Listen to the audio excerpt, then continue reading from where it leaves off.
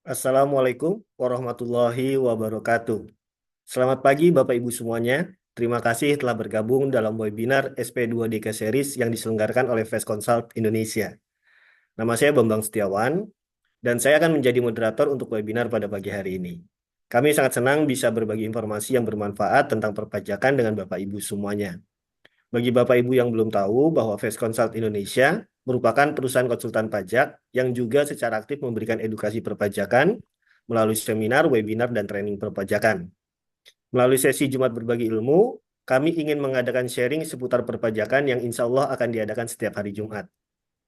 Kali ini, tema webinar pajak kita adalah SP2DK Series, di mana webinar ini nanti akan dilakukan secara berseri seputar SP2DK dengan fokus pembahasan yang berbeda-beda. Mulai dari yang paling mendasar mengenai pengawasan pajak, kemudian prosedur penyelesaian SP2DK, sampai dengan teknik menanggapi koreksi atau temuan SP2DK. Kami harapkan melalui sharing pada pagi hari ini, Bapak dan Ibu akan lebih memahami seluk-beluk prosedur dan strategi dalam penyelesaian sengketa menghadapi SP2DK. Bagi Bapak Ibu yang baru bergabung pada webinar Fast Consult Indonesia hari ini, kami ingin menginformasikan bahwa hari ini kita telah sampai pada seri ke-16 webinar SP2DK Series. Jika Bapak Ibu ingin melihat webinar Fast Consult Indonesia sebelumnya, Bapak Ibu dapat mengunjungi channel YouTube Fast Consult Indonesia, di mana seluruh webinar Fast Consult Indonesia terdokumentasikan di sana, termasuk seluruh webinar SP2DK Series, dan juga video jawaban dari pertanyaan-pertanyaan Bapak Ibu yang belum sempat dibahas pada webinar SP2DK Series sebelumnya. Silahkan kunjungi channel YouTube Fast Consult Indonesia untuk mengetahuinya. Pada seri ke-16 SP2DK kali ini, kita akan fokus ke hal-hal yang paling mendasar, yaitu membahas topik-topik mengenai objek PPh 21 pesangon, teknik penghitungan PPh 21, pencadangan pesangon atau kompensasi sejenis, dan ekualisasi biaya pesangon versus SPT PPh 21. Sebelum kita mulai, izinkan saya menyampaikan beberapa aturan dan panduan agar acara webinar kita berjalan dengan lancar. Yang pertama, untuk menghindari gangguan selama pemaparan materi berlangsung, mohon untuk mematikan mikrofon Bapak dan Ibu. Ini akan membantu kita semua untuk mendengarkan pemaparan materi dengan jelas tanpa gangguan suara latar belakang. Yang kedua, webinar ini akan dibagi menjadi dua sesi. Sesi yang pertama adalah pemaparan materi oleh narasumber kita, yaitu Bapak Ari Widodo.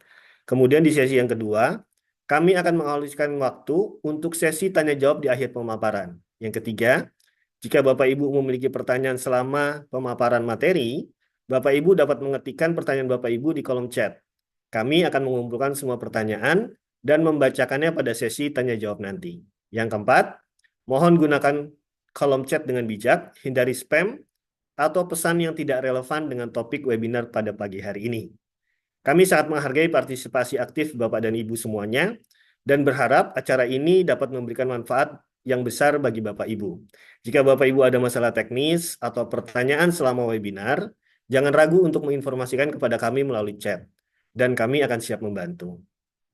Sebelum kita mulai, izinkan saya memperkenalkan narasumber kita, yaitu Bapak Ari Widodo. Bapak Ari Widodo memiliki pengalaman lebih dari 20 tahun sebagai konsultan pajak.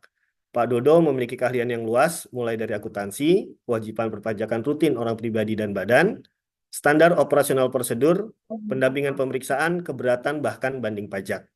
Pak Dodo memiliki izin praktek konsultan pajak level C atau internasional dari Kementerian Keuangan sejak tahun 2008 dan pemegang izin kuasa hukum pada pengadilan pajak. Pak Dodo berpengalaman menangani kasus perpajakan pada perusahaan mining services, lembaga keuangan, manufaktur, trading, otomotif, dan lain-lain. Selain itu, Pak Dodo aktif sebagai pengajar perpajakan di program pendidikan profesi akuntan di Universitas Trisakti. Pak Dodo pernah menjabat sebagai Ketua Program Studi Administrasi Perpajakan, Program Pendidikan Vokasi di Universitas Indonesia, serta dosen pembimbing tim Olimpiade Pajak, Program Pendidikan Vokasi di Universitas Indonesia. Pak Dodo juga merupakan pendiri Relawan Pajak di Universitas Indonesia yang menjadi piloting project Direktorat Jenderal Pajak dan sekarang sudah diterapkan oleh seluruh kampus di seluruh Indonesia. Di sela-sela kesibukannya, Pak Dodo juga menghasilkan beberapa video pembelajaran, modul, buku, dan jurnal mulai dari teori hingga praktik perpajakan.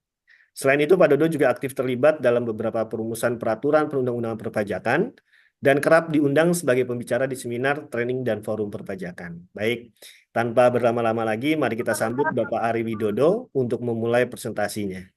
Silakan Pak Dodo.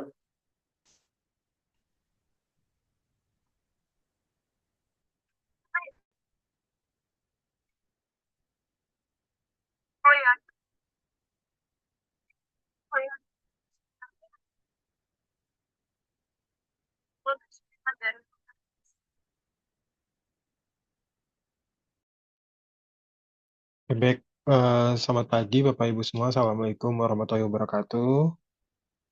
Salam sejahtera buat kita semua. Semoga Bapak Ibu dalam keadaan sehat walafiat. Ya Bapak Ibu, hari ini kita akan bahas PPh satu yang bersifat final. Dalam hal ini contohnya kita akan bahas pesangon, manfaat pensiun, manfaat JHT dan THT ya Bapak Ibu. Di dua seri sebelumnya kita udah sempat bahas yang pegawai tetap dan pegawai tidak tetap dan lain-lain ya, bukan pegawai ya. Tapi materi hari ini nggak terlalu banyak, mungkin nanti kita akan banyak tanya jawab termasuk dengan pertanyaan yang di dua sesi sebelumnya kita belum sempat jawab ya Bapak Ibu.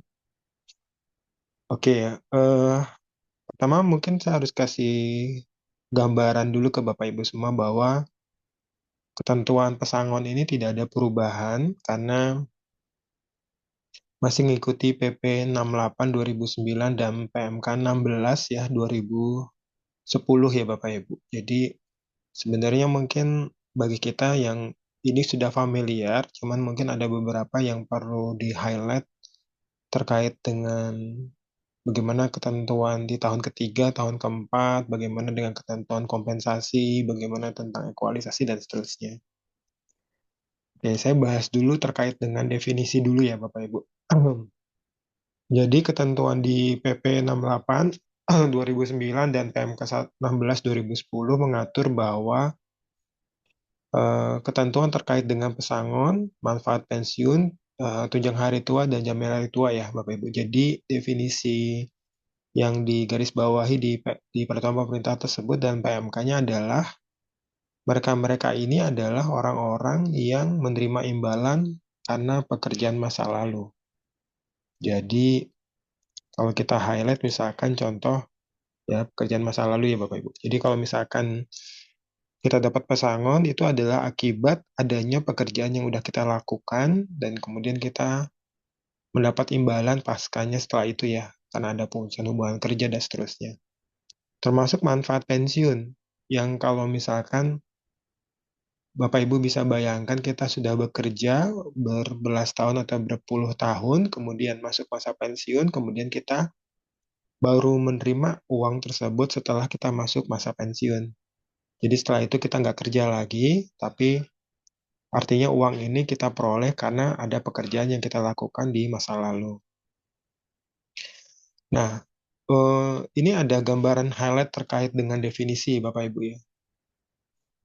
Bahwa definisi pesangon ini adalah penghasilan yang dibayar oleh pemberi kerja. Jadi defaultnya adalah pemberi kerja ya Bapak Ibu. Kemudian tapi bisa ke pengelola dana pesangon. Jadi nanti saya akan jelaskan. Jadi highlight pertama adalah pesangon itu dibayarkan oleh pemberi kerja, tapi bisa dilakukan juga dibayarkan oleh pengelola dana pesangon tenaga kerja. Nah, ini sehubungan dengan berakhirnya sehubungan dengan berakhirnya masa kerja atau terjadinya pemutusan hubungan kerja ya. Jadi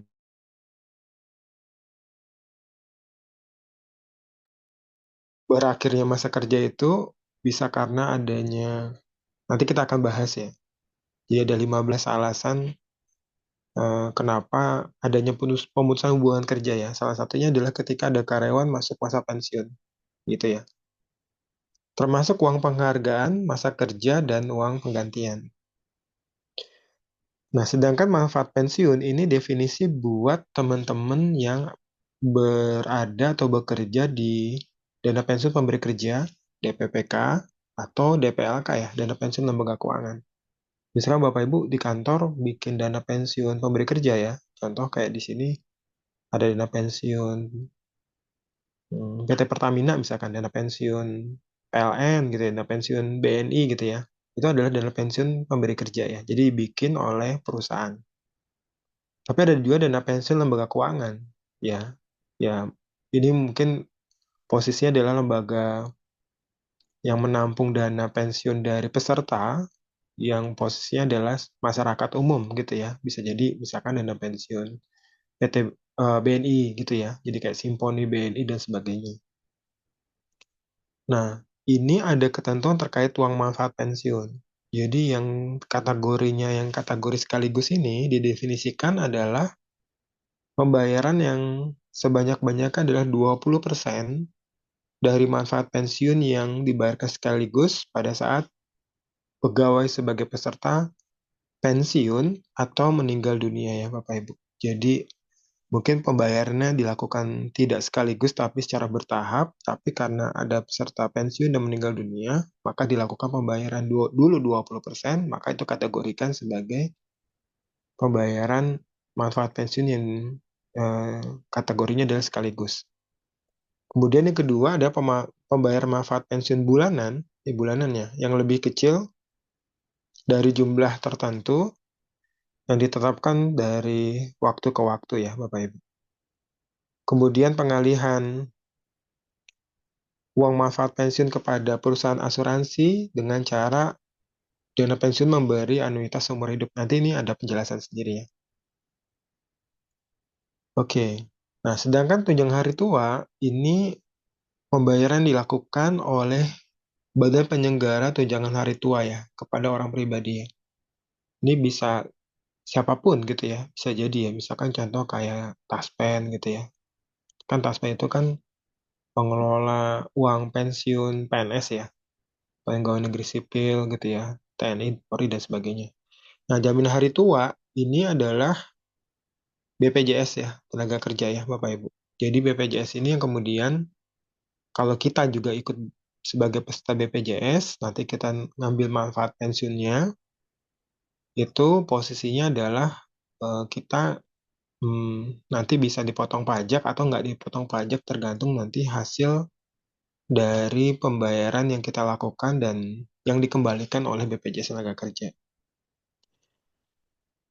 Nah, ini adalah definisi pengelola dana pesangon tenaga kerja, Bapak Ibu. Jadi, tadi saya bilang, hal pertama adalah pesangon itu bisa dipotong oleh pemberi kerja atau badan pengelola dana pesangon tenaga kerja. Badan ini adalah memang mengelola uang pesangon, jadi ditunjuk oleh pemberi kerja, ada kerjasama, ada MOU, untuk membayarkan uang pesangon tersebut ke pegawai. Jadi memang ditunjuk mereka untuk membayarkan ke pegawai tersebut saat berakhirnya masa kerja atau terjadinya pemutusan hubungan kerja.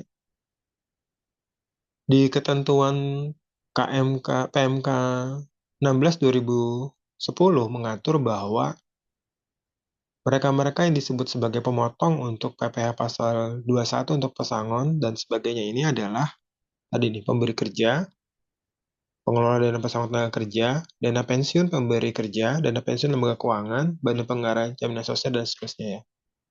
Jadi ini perlu ada highlight ya Bapak Ibu biar tidak terjadi kesalahan masalah kapan harus dipotong, siapa yang harus dipotong. Karena ini harus bisa kita selesaikan eh, biar tidak terjadi masalah ketika Bapak Ibu diperiksa atau dapat SP2DK ya dari kantor pajak. Nah, ini ada 15 alasan PHK menurut Undang-Undang Cipta Kerja ya. Jadi memang kalau tadi pesangon itu akibat adanya pemutusan hubungan kerja dan ini adalah 15 alasan PHK yang terjadi di perusahaan ya Bapak Ibu kepada karyawan. Nah, ini banyak ya mulai dari merger, gabung lebur gitu ya ketika ada karyawan tidak bersedia melanjutkan hubungan kerja atau atau si pengusaha tersebut tidak bersedia menerima pekerja, kemudian ada efisiensi sehingga harus ditutup perusahaannya. Kemudian ada perusahaan juga tutup karena mengalami kerugian terus-menerus selama 2 tahun. Ada force majeure, entah ada bencana alam dan sebagainya. Kemudian ada kewajiban penundaan kewajiban pembayaran hutang, ada perusahaan pilot, ada permohonan PHK yang diajukan perusahaan dengan alasan adanya kekerasan dalam pekerjaan gitu ya, misalkan. Kemudian ada putusan dari lembaga penyelesaian hubungan industrial. Nah ini pekerjaan mengundurkan diri Bapak Ibu. Jadi tadi saya bilang pengusaha hubungan kerja itu bisa dilakukan kalau misalkan pekerja mengundurkan diri, karena nanti ada hubungannya dengan angka-angka pesangon, angka-angka uang penghargaan gitu ya, angka-angka kompensasi dan sebagainya. Kemudian pekerja mangkir 5 hari berturut-turut, kemudian melakukan pelanggaran, kemudian melakukan tindak pidana, ya, kemudian sakit berkepanjangan, memasuki usia pensiun dan termasuk meninggal dunia. Jadi kalau misalnya Bapak Ibu masuk usia pensiun dan dapat uang dari perusahaan, maka kategorinya adalah pesangon, gitu ya. Karena ini adalah alasan terjadinya pemutusan hubungan kerja. Nah, ini besaran pesangon berdasarkan Undang-Undang Ciptaker ya Bapak Ibu. Bapak Ibu kalau di bagian HRD lebih paham ya bagaimana cara hitungannya ya. Tapi nanti ada highlight terkait dengan masalah penjurnalan. Ini harus penting juga. Jangan sampai terjadi kesalahan di sisi penjurnalan. Mulai dari uang pesangon, ya ada di pasal 56 ayat 2, kemudian penghargaan masa kerja, kemudian uang penggantian hak gitu ya, sesuai dengan masa kerja ya biasanya ya. Nah, ini yang buat PKWT, ketentuan di pasal 16 ayat 1 PP 35 tahun 2021 ini adalah besaran kompensasi yang diberikan ya kepada mereka. Ini biasanya tergantung berapa lama dia bekerja ya. Entah di atas 12 bulan, atau pas 12 bulan, atau di bawah 12 bulan, semua dihitung dengan cara proporsional. Gitu ya, Bapak Ibu. Oke, saya nggak bahas angka-angkanya ya. Eh, kan Bapak Ibu pasti udah punya formula-formulanya ya. Nanti formulanya kena pasal berapa nanti kita bahas. Nah, konsep di PPH, di PPH pasal 21 untuk pesangon, konsepnya adalah final. Final ya Bapak Ibu. Final artinya pajaknya sifatnya selesai dan nanti di SPT orang pribadi tidak ada pengaruh apapun gitu ya. Karena nanti kita lapor di formulir tersendiri ya. Nah, final dianggap final kalau misalkan dibayarkan sekaligus atau sebagian atau bertahap dalam jangka waktu 2 tahun kalender. Jadi, kalau misalkan ada perusahaan bayarnya mulai dicicil 2024, ini 2025 juga termasuk di antaranya. Jadi masih 2 tahun kalender ya. Tapi nanti misalkan pembayaran di 2026 gitu ya, di tahun ketiga, itu sifatnya nggak final, tapi menjadi tidak final. Jadi yang perlu diingat adalah finalnya 2 tahun kalender ya. Kemudian yang tidak final itu adalah di tahun ketiga dan seterusnya. Nah, untuk yang klausul ini, klausul yang nggak punya NPWP, kan ketentuan lama mengatur 20% ya Bapak Ibu. Tarifnya lebih tinggi ya. Tapi dengan adanya IBUT-POT 2126, sepanjang kita masukin NIK, maka dianggap punya NPWP gitu ya. Karena NIK kan sekarang dikategorikan sebagai NPWP ya gitu ya. Nah, gitu ya Bapak Ibu. Jadi di tahun ketiga dan berikutnya tarifnya pasal 17, nanti tarifnya berarti progresif di sini. Progresif. Ya, dari 5, 15, 25, 30 sampai 35%.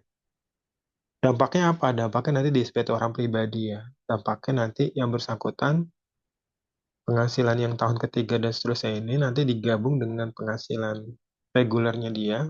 Misalkan dia masih bekerja, dapat A1 digabung sehingga dampak SPTOP-nya jadi kurang bayar. Nah, ini yang kadang-kadang ketinggalan, Bapak Ibu. Ini beberapa em, ada yang salah persepsi ya Bapak Ibu terkait dengan kapan saat utangnya dan kapan siapa yang harus motong gitu ya. Jadi default pertama PP21 itu saat terutang untuk pesangon adalah saat pembayaran. Defaultnya adalah saat pembayaran.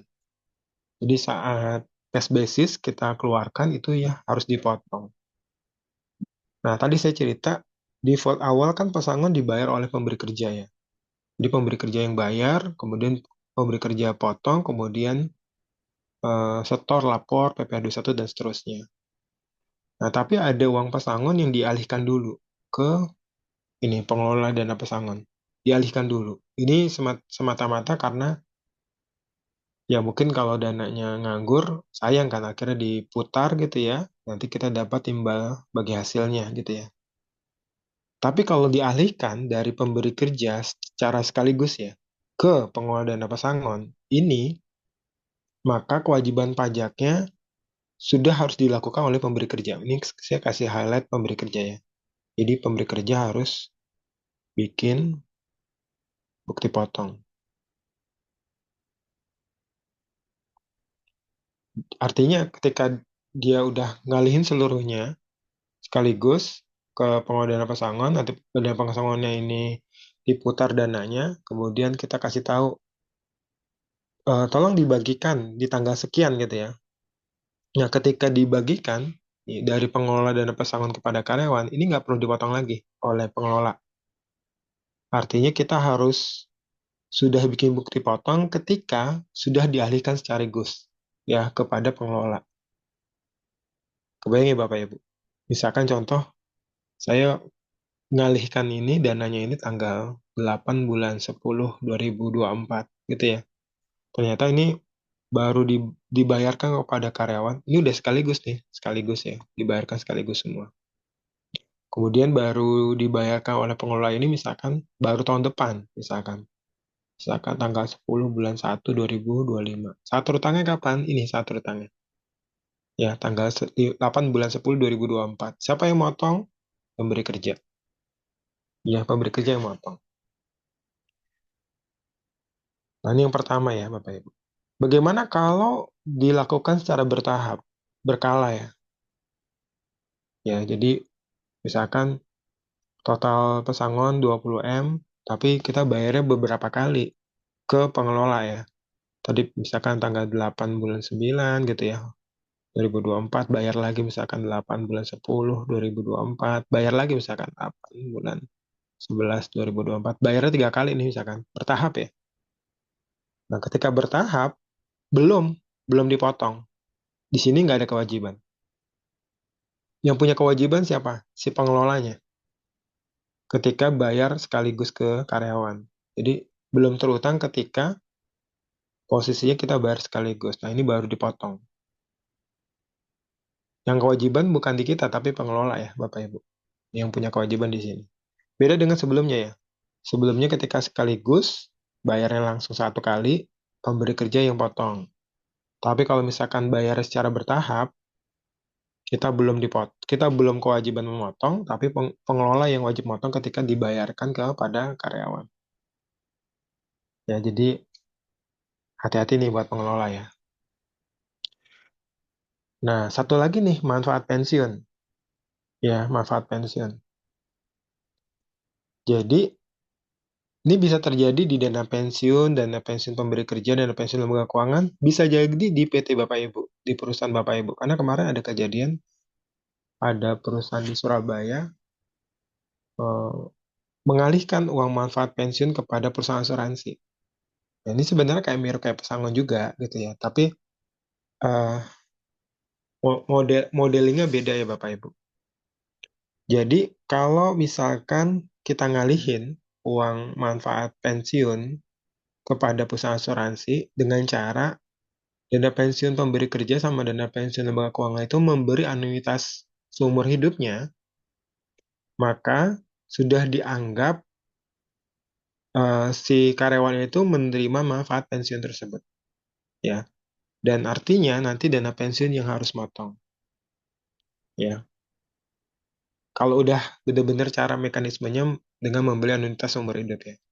Nah, perusahaan asuransi yang nggak wajib potong di sini. Jadi yang wajib potong adalah dana pensiun atau PT ya, Bapak Ibu, ketika Bapak Ibu alihin manfaat pensiunnya ke perusahaan asuransi jiwa ya. Ya, jadi artinya gini, manfaat pensiun di kita itu kan harusnya posisinya di apa namanya diberikan kepada peserta gitu ya sebenarnya oleh dana pensiunnya. Nah, tapi ini ternyata mekanismenya adalah dialihkan dulu. Ya tadi ya, mekanismenya bisa diputar dan sebagainya, dapat imbal bagi hasil dan sebagainya. Tapi ketika dialihkan ke perusahaan asuransi, ini komposisinya dianggap bahwa karyawan udah dianggap menerima manfaatnya, gitu ya. Nah, ini perlu kehati-hatian ya buat dana pensiun pemberi kerja atau dana pensiun lembaga keuangan.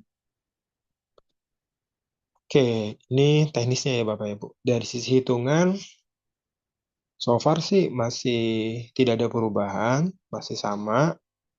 Bahwa untuk yang pesangon, tarifnya progresif, bukan pasal 17 Bapak Ibu. Ini tarifnya beda, 0 sampai 50, 0%, 50 sampai 100. Jadi 50 juta pertama, 0%, 50 juta kedua, 5%, kemudian ini 400 juta, 15%, dan sisanya adalah 25%.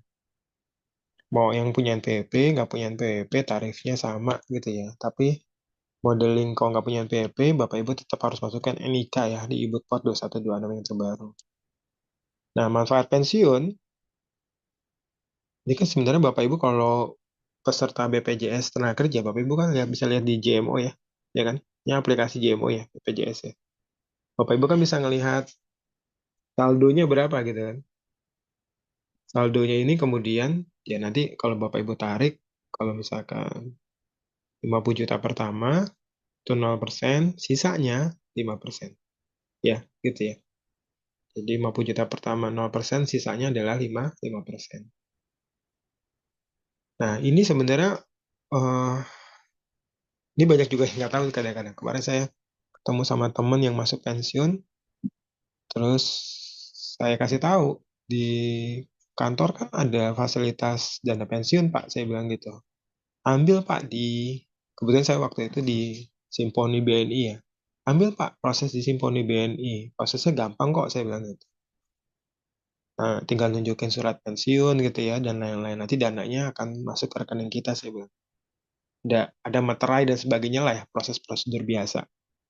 Terus saya bilang lagi, dulu kalau ikut BPJS Tenaga Kerja juga Pak, bisa dapat Pak, jaminan hari tua, jaminan pensiun. Ambil juga Pak, saya bilang gitu. Prosedurnya seperti apa? Gampang kok Pak, gitu ya. Jadi ada website sendiri di BPJS, di sampai jumlah tertentu gitu ya. Itu bisa online, tapi di atas jumlah tertentu harusnya offline gitu. Dan prosedurnya cepat kok, nggak terlalu lama gitu ya. Asal dokumennya lengkap ya. Misalkan kayak kartu BPJS, KTP gitu ya, buku tabungan gitu ya. Kalau misalkan ada ada yang bersangkutan pensiun, SK pensiun gitu ya. Kalau meninggal dunia, akte kematian dan sebagainya. Saya bilang gitu. Sehingga prosedur ini Bapak Ibu bisa bisa lakukan gitu ya. Oke. Nah, ini dari sisi hitungan Bapak Ibu ya. Tadi 2 tahun pertama kan final ya. Ini contoh dibayar 2022 dan 2023. Ini tahun pertama, ini tahun kedua ya. Jadi masih satu kesatuan paket ya. Nah, 50 juta pertama 0%. Kemudian yang 125 juta ini berarti level kedua dan ketiga ya Bapak Ibu. Level kedua 5%, 50 juta, kena 2,5. Terus 15% kali 75, ini sisanya ya. Kena 11 juta 250, maka totalnya adalah 13 juta 750 ribu. Ya, ini 2 tahun ya. Kalau misalkan, gimana kalau misalkan 2024? Gitu ya, ketika 2024 untuk pembayaran, misalkan 70 juta ya. Nah, ini kan udah tahun ketiga ya. Ini berarti 60 juta pertama, kena 5%, 10 jutanya kena 15% ya. Gitu ya, nanti di jumlah ya.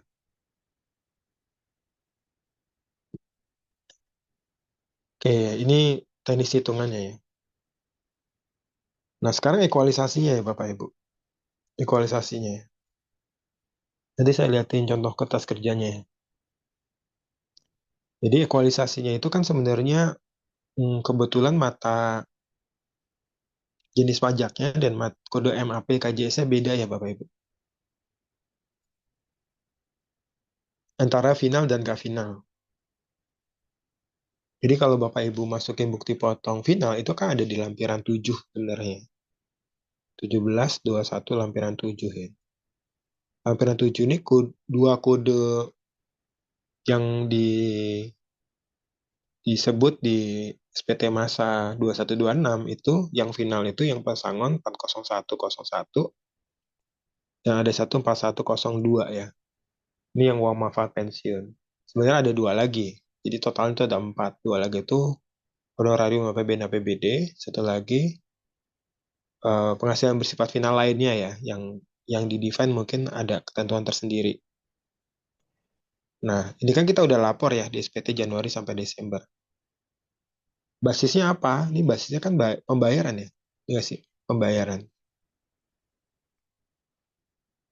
Jadi basis waktu kita hitung PPh satu untuk pesangon dan kita bikin bukti potong 1721 lampiran lampiran 7 itu adalah pembayaran. Basisnya pembayaran. Berarti cash basis Bapak Ibu. Cash basis. Nah, ini kan udah confirm ya. Udah sesuai dengan PP 68 dan PMK 16 ya 2010. Nah, sekarang jadi masalah adalah bagaimana dicatat di laporan keuangannya. Ya, dicatat di laporan keuangannya. Bapak Ibu yang biasanya menghitung beban imbalan pasca kerja sesuai dengan PSAK 24, PSAK 24 yang lama ya. Nah, posisinya adalah Bapak Ibu harus hubungi aktuaris gitu kan. Kemudian sama teman-teman aktuaris itu dihitung nilainya. Nilai cadangannya berapa sih outstandingnya di akhir tahun gitu ya. Nah, biasanya ya, yang dicatat di pembukuan itu adalah cadangan. Cadangan. Jadi beban, terserah nih, mau beban pesangon atau beban cadangan pesangon gitu ya, pada kewajiban imbalan pasca kerja. Gitu ya, nilainya XX ya. Ini cadangan ya. Jadi pembentukan baru ya Bapak Ibu. Ya, pembentukan baru nilai cadangan. Karena kan harus dinilai kan, entah pakai inflasi, kemudian suku bunga di Bank Indonesia, dan lain-lain ya. Mereka ada formulasi matematikanya. Secara fiskal, saya bahas dulu secara fiskal. Cadangan ini koreksi fiskal, Bapak Ibu. Koreksi fiskal positif. Ya, cadangan. Koreksi fiskal positif. Tapi belum objek pasal 21 ya. Belum objek pasal 21. Ya. Kenapa? Karena masih dicadangkan, gitu ya. Belum ketahuan pasti siapa orang-orangnya. Ya. Nah, kapan dibayar? Ketika terjadinya pemutusan hubungan kerja. Jadi ada PHK, baru kita bayar. Jurnalnya apa? Kewajiban, imbalan, pasca kerja, pada bank. Nah, di sini baru muncul hutangnya. Hutang, sorry, maaf. Hutang PPh satu ya. Misalkan, anggap tadi nilainya tadi ya. Misalkan nilainya 125 ya. 125, ini pajaknya 13.750. Sorry, 13. Sorry. Ini 13.75 ya. Nah, ini sisanya ya. Jadi kita baru kenain pajaknya adalah ketika cash basis ya, waktu realisasi ya. Nah, ini Bapak Ibu harus inline kan dengan SPT badannya. Kalau ini koreksi positif, berarti ini ketika ada realisasi ada koreksi negatif ya Bapak Ibu. Ya, koreksi negatif. Jadi ada beban pesangon per fiskal itu muncul gitu ya. Secara komersial muncul sebesar cadangannya, tapi kita koreksi fiskal semua, tapi per fiskal muncul ketika ada realisasi. Nah, apa yang dihubungkan dengan laporan keuangan? Ini dihubungkan. Satu, Bapak Ibu stretching ke biaya pesangon. Kalau saya, tolong setiap pembayaran pesangon, kompensasi, diusahakan jangan lari ke beban-beban yang lain. Contoh misalkan ke beban gaji, ke beban tunjangan, ke beban THR, bonus, jangan lari ke beban itu. Usahakan bikin akun sendiri gitu ya. Usahakan bikin akun sendiri. Namanya beban pesangon atau kompensasi. Nah, kalau Bapak Ibu yang posisinya nggak ada kewajiban melakukan pencadangan PSAK 24, pesangon, karena Bapak Ibu mungkin perusahaan yang bukan go public, mungkin setiap setiap pembayaran baru dibebankan. Jadi larinya ke beban pesangon atau kompensasi. Ya, contoh banyak banyak banyak perusahaan manufacturing nggak ikut SHK 24, ya udah dia baru ngakuinnya adalah ketika ada receipt pembayaran dan baru dibebankan. Maka stretchingnya adalah ke beban pesangon atau kompensasi. Tapi Bapak Ibu yang menggunakan SHK 24, ya pasti eh, beban pesangonnya itu eh, realisasinya bukan di beban pesangon, tapi di kewajiban imbalan pasca kerja. Ya, ini pakai PSAK 24 ya. Lah, lihat mutasi debitnya yang seperti ini tadi saya bilang. Ini, lari seperti ini. Jadi, Bapak Ibu akan lihat di posisi debitnya, kemudian kita ambil angkanya, harusnya itu sudah kita lapor di SPT 2126. Gitu ya Bapak Ibu. Jadi, nanti silahkan dieksplorasi waktu pemeriksaan atau SP2DK ketika misalkan kantor pajak menaik atas biaya pesangon, misalkan ya dari sini, kasih tahu Pak ini cadangan. Cadangan itu belum realisasi. Kita basisnya dari pengenaannya dari kewajiban imbalan pasca kerja. Nah, saya liatin contohnya ya. Contohnya. Ini contohnya. Ini ada GL Bapak Ibu. GL. GL ini adalah GL ini. Kewajiban estimasi pasca kerja ya. Nah, ini kalau ini kan ada debit ya. Sorry, ini kan posisi di kredit ya Bapak Ibu. Di kredit. Saldo normalnya di kredit ya. Karena ini hutang ya. Dia ada di liabilities di hutang. Nah, ini kan di kredit nih saldo ya. Nah, ketika ada pembayaran, posisinya adalah akan mengurangi posisi kreditnya ya. Ini pembayaran kan. Jadi kalau tadi bahasa jurnalnya kan kewajiban pada bank gitu ya, kurang lebih ya. Nah, ini baru dipotong nih, ini objek pasal 21. Jadi realisasi pembayaran. Nah, ini objek pasal 21. Bapak Ibu mapping di sini. Tapi akru-akrunya kayak gini ya, ini cadangan-cadangan. Akru-akrunya, berarti kan kalau akru kan beban pesangon pada kewajiban ya, imbalan pasca kerja ya. Akru-akrunya ini belum objek ya, dan nggak boleh sebagai biaya secara fiskal. Sehingga kalau sederhananya ini Bapak Ibu sudah potong, PPh satu ini direkap ya. Misalkan saya bikin rekapnya. Kan Bapak Ibu harus bikin kertas kerja gini ya, rekapan. Yang final, yang mana aja, itu ya, dari Januari sampai Desember. Harusnya di kertas kerja koleksi 2126-nya nggak ada temuan kayak ini. Jadi pos objek pajaknya menurut posnya laporan keuangan, kewajiban, estimasi pasca kerja ya. Ini dibandingkan sama SPT 21 harusnya nggak ada selisih ya Bapak Ibu. Ya, itu modeling ekualisasi PPh finalnya ya Bapak Ibu. Jadi lihat dari GL, ambil di sini. Saya ambil dari GL yang kewajiban pasca kerja ya, karena dia menggunakan PSAK 24 ya Bapak Ibu. Tapi saya juga menemukan mereka-mereka yang nggak pernah menggunakan PSAK 24 larinya ke beban, ya, beban biaya ya.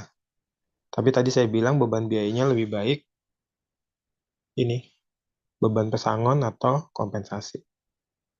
Karena kalau Bapak Ibu lari ke beban gaji pegawai, wah itu perlu dijelaskan ke pemeriksa pajak, Pak, ini larinya ke akun-akun ini gitu ya, dan seterusnya. Oke, eh, mungkin itu ya Bapak Ibu. Hari ini materi hari ini. Jadi materi ini simpel banget nih, nggak terlalu banyak. Nanti kita ke sesi tanya jawab hari ini dan dua sesi sebelumnya ya. Bapak Ibu kalau mau nanya PPh satu yang lain, ya silahkan, diperbolehkan.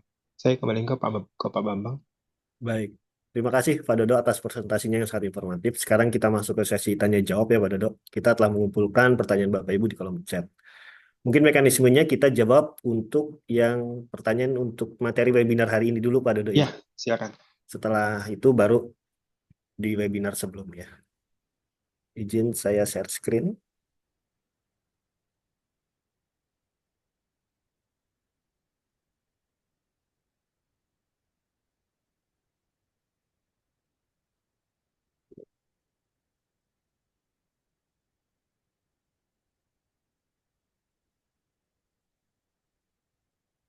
Pertanyaan pertama Pak Dodo dari Pak Muhammad Ma'ruf. Selamat pagi Pak Dodo. Semoga kita semua diberikan keberkahan pada Jumat pagi ini. Amin. Izin bertanya, jika suatu karyawan yang habis kontrak, maka akan diberikan kompensasi atas berakhirnya kontrak. Namun dalam kasus ini, kontraknya langsung dilanjutkan karena kebutuhan user di lapangan. Lalu setelah berakhirnya kontrak kedua, maka diberikan lagi kompensasi atas berakhirnya kontrak. Pertanyaannya adalah subjek pajak atas kompensasi ini perlakuan perpajakannya apakah sebagai bonus atau pesangon? Lalu kompensasi kedua dikenakan bonus atau sebagai pesangon juga? Terima kasih. Jadi pertanyaan Pak Ma'ruf ini pertanyaan sapu jagat nih sebenarnya. Sapu jagat itu maksudnya kontraknya dipanjang, terus ada lagi kontraknya berakhir ya. Jadi mungkin saya harus kasih garis bawah dulu ya Bapak Ibu. Eh, ini dihubungkan juga dengan masalah penjurnalan di akuntansi. Penjurnalan dulu di akuntansi ya. Berakhirnya masa kerja, ini kan sebenarnya yang pertama kan kontrak ya, kemudian berakhirnya masa kerja, yang bersangkutan dapat kompensasi gitu ya. Eh, kalau ditanya apakah ini bagian dari pemutusan hubungan kerja, kompensasi tersebut bisa dikategorikan sebagai pemutusan hubungan kerja. Tapi nanti Bapak tolong dilihat dulu di jurnal akuntansinya. Kalau akuntansinya nyatetnya sebagai apa kompensasinya? Kalau nyatetnya sebagai biaya pesangon, silahkan aja dikategorikan sebagai PPh final pesangon. Tapi sekiranya posisinya, misalkan yang bersangkutan extend kan, kemudian Bapak Ibu mencatatnya adalah biaya bonus, maka silahkan dikategorikan biaya bonus. Jadi artinya kalau dalam ruang lingkup perhitungan A1-nya itu nanti gaji plus bonusnya ya atau penghasilan tidak tetapnya. Habis itu lanjut lagi pakai TER lagi gitu kan dan seterusnya. Eh, jadi tolong dihubungkan dulu dengan masalah penjurnalan di akuntansinya dulu. Karena ini harus dihubungkan. Karena artinya sebenarnya gini, kantor pajak itu ketika tahu ini adalah beban pesangon, biasanya langsung, wah ini nih acara pesangon silahkan digeser ke PPh final gitu ya. Hmm. Pertanyaan ini kan sebenarnya terjadi di kita ya, secara internal di corporate ya. Pemberlakuannya seperti apa? Soalnya kalau pesangon kan ada yang 0 sampai 50 juta, 0% ya gitu ya. Jadi mungkin ada saving di situ. Dan perlakuannya final dan nggak memiliki pengaruh ke SPT orang pribadi.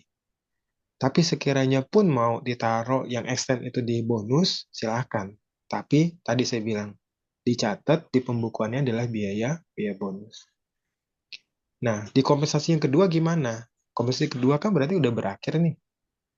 Ya, berakhirnya kontrak gitu ya. Berakhirnya si karyawan tersebut, ya kategorinya adalah pesangon. Jadi kalau di yang kompensasi kedua sih, kayak saya udah kita nggak usah perlu bahas. Itu pasti berakhir, maka dapatnya pesangon dan dikategorikan PP21 final. Itu sih. Oke. Baik, terima kasih Pak Dodo atas jawabannya. Selanjutnya dari Pak Ahmad Hafiz Agustin. Mau tanya Pak, apabila nilai pesangon yang diberikan tidak sesuai dengan perhitungan aturan, kemudian DJP tidak akan mencapai-cawe besaran di PP pesangon tersebut, Pak. Ya, DJP itu nggak ada cawe-cawe, Pak. Masalah gaji kita di bawah UMR pun nggak ada cawe-cawe. Artinya, ya nanti posisinya hitungan basisnya apa yang kita bayar gitu. Cuman cawe-cawenya nanti kalau karyawan ngadu ya ke Kementerian Tenaga Kerja gitu ya. Nah, itu cawe-cawenya di kementerian yang lain. Ya, kalau di JP sih cuma ngelihat, oh ya udah basis bayarnya berapa ya udah hitung pajak. Selesai sih.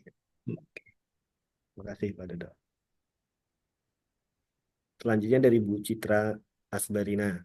Untuk karyawan yang akan pensiun di akhir Desember, kami butuh waktu untuk menghitung sisa cuti dan sebagainya, sehingga uang pensiunnya baru cair di awal Januari.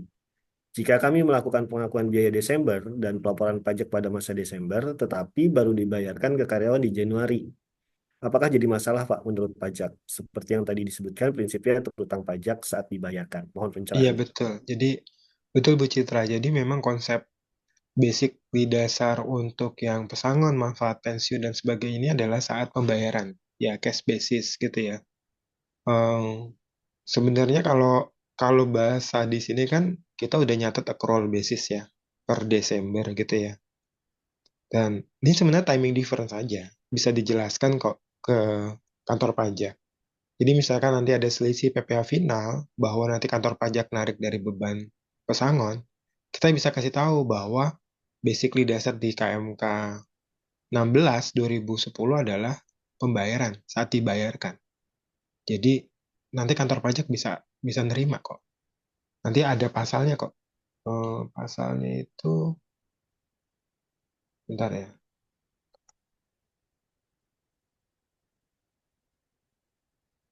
Nanti ada pasalnya. Nanti saya cari pasalnya ya. Tadi saya barusan lihat di KMK 16 itu ada pasalnya. Jadi saat dibayarkan. Jadi artinya dalam hal ini nggak jadi masalah buat kita.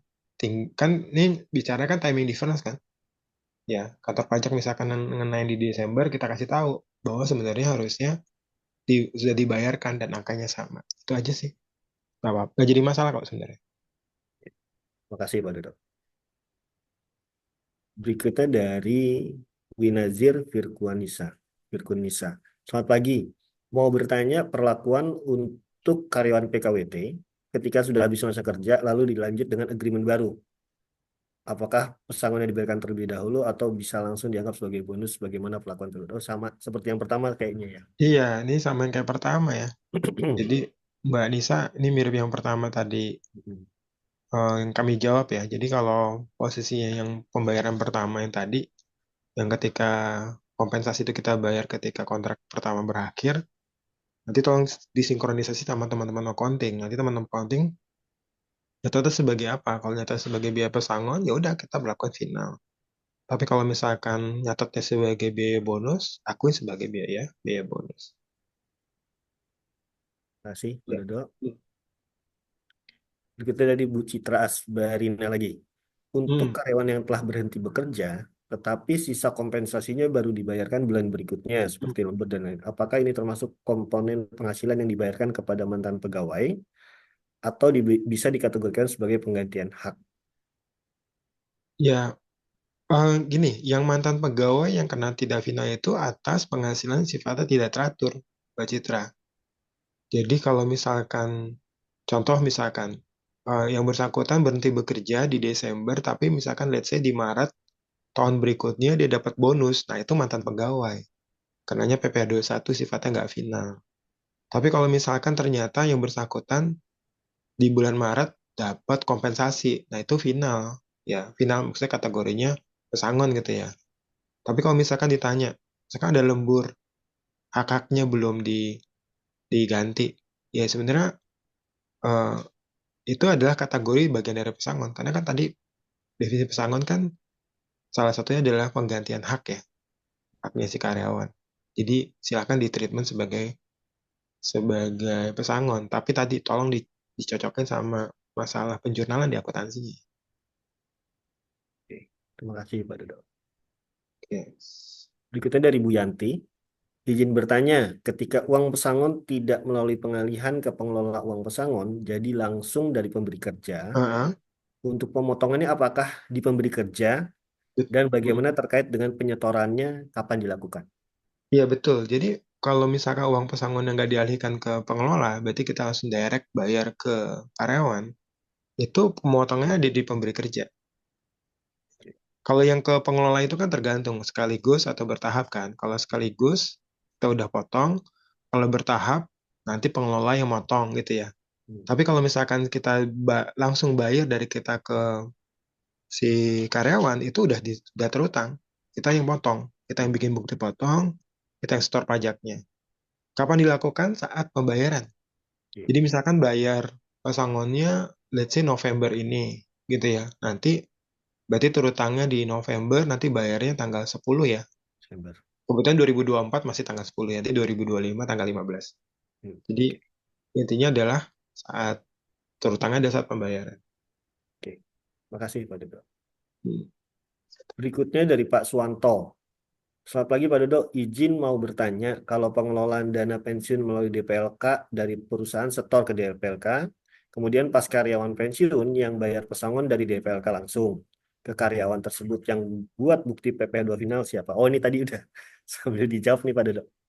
Iya, jadi kalau pengeluaran dana pesangon melalui DPLK, dari perusahaan setor ke DPLK, kemudian karyawan pensiun yang bayar pesangon dari DPLK. Langsung ke karyawan. Iya, betul. Ya DPLK sih Hmm. ketentuannya. Oke. Kasih Pak Dodo. Lanjut. Dari Bu Rustina, selamat pagi Pak Dodo. Izin tanya, untuk karyawan PKWT yang menerima kompensasi misal masa kerja 1 tahun di bulan Oktober, Hmm. maka kami perusahaan memberikan kompensasi tersebut setelah PKWT berakhir. Apakah betul kita pelaporan pajak PP21 masa Oktober gaji si A plus dengan kompensasi pada masa Oktober tersebut? Dan kompensasi dianggap penghasilan bulan Oktober dan masuk ke penghasilan tidak teratur. Sehingga potongan PP21 karyawan tersebut lebih besar dari bulan sebelumnya karena kategori jumlah penghasilan ternya berbeda. Terima kasih Pak Dodo. Kalau yang kalau yang ini ya, ini misalkan berakhir di Oktober ya, dapat kompensasi. Sebenarnya kalau benar-benar nggak diperpanjang, harusnya bisa dikategorikan pesangon, Bu Hmm. Rusina. Jadi nanti bikin bukti potong 17 lampiran 7. Nanti beban biayanya biaya pesangon ya, gitu ya. Eh, Berarti di Oktober itu dia akan dapat dua bukti potong. Bukti potong final tadi atas pesangonnya, atas kompensasinya, plus 1721A1. Jadi di bulan Oktober itu Bu Ristina harus bikin 1721A1. Tapi 1721A1-nya ini adalah penghasilan selama dia bekerja, tidak termasuk kompensasinya. Hmm. Jadi misalkan gaji, bonus, THR nanti dimasukin ke A1. Nggak termasuk kompensasi yang ini. Kompensasi di bukti potong sendiri. Jadi di Oktober itu nggak pakai TER, Bu. Oktober itu pakainya A1. Lebih bayar nggak? Ya kemungkinan bisa lebih bayar. Gitu ya. Oke, terima Tadi yang kasih. tadi saya cerita itu ada di pasal 2 ya. Hmm. Bapak Ibu di pasal 2 ayat 4 ya, Undang PMK Hmm. 16 2000. 2010. Oke, terima kasih Pak Dodo. Lanjut ke pertanyaan Pak Alfianto. Jadi bertanya Pak, pertanyaan pertama, apakah jika kita terbitkan pesangon bisa terpisah dari gaji terakhir atau harus terbit bersama gaji terakhir? Yang kedua, apabila telah melaporkan pesangon di masa 1 atas pegawai A, akan tetapi di masa 5 ada uang atas insentif tambahan yang baru terhitung. Apakah boleh kita perusahaan melaporkan sebagai pesangon lagi agar tidak dikenakan pajak mengingat nominalnya kecil? Pertama, kalau bahasa pesangon bisa terpisah atau gaji terakhir atau bareng dengan gaji terakhir, ya semua diserahkan ke corporate, Pak. Nggak ada pajak ngatur-ngatur cawe-cawe kayak gini. Artinya kalau misalkan gaji terakhir tanggal 25, pesangon terakhir tanggal 30, ya monggo aja dipersilakan. Ya, karena sebenarnya sebenarnya pajak itu ngelihat nature-nya, nature transaksinya. Gaji-gaji, maka kena PP21 biasa, ada yang pakai TER, ada yang pakai pasal 17 kalau di masa pajak terakhir, kalau pesangon sendiri ketentuannya. Dan kalau bahasa sederhana di pembukuan, pasti pos akunnya berbeda gitu ya. Yang gaji ya gaji salary expense, pesangon tadi bisa di biaya pesangon atau masuk ke kewajiban imbal pasca kerja ya kalau menggunakan PSK 24. Nah, yang pertanyaan kedua, kalau udah ngelaporin pesangon di masa pertama, tapi di masa kelima ada uang atas insentif tambahan yang baru terhitung. Nah, ini kan sebenarnya penggantian hak ya. Hmm. Bisa jadi kategori penggantian hak. Nah, bisa aja dikategorikan sebagai pesangon. Tapi tadi saya titip pesan, catatnya di jurnalnya biaya pesangon. Nanti deskripsinya ya silakan tambahin pesangon. Jadi ini mungkin pesangonnya bayarnya 2 kali ya. Hmm. Ya, kalau misalkan dua kali masih dalam jangka waktu 2 tahun, maka kategorinya masih final, Pak Alfianto. Terima kasih Pak Dodo. Oke, saya keluar dulu. Mungkin ini tadi kayaknya masih banyak pertanyaan Pak Iya, Dodo. betul. Di Ya, refresh kayak. update dulu aja saya refresh ya. Sebentar Bapak Ibu.